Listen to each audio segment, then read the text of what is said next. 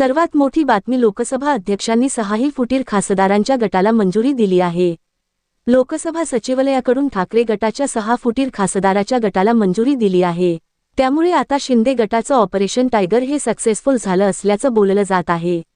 महाराष्ट्राच्या राजकारणाला नववळण देणारी बंडखोरी अलीकडेच झाली।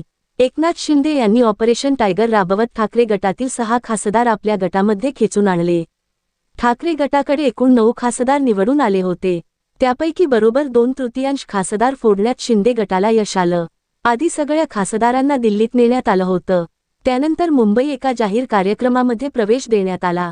या प्रवेशानंतर लोकसभा अध्यक्षांकडून मान्यता बाकी होती।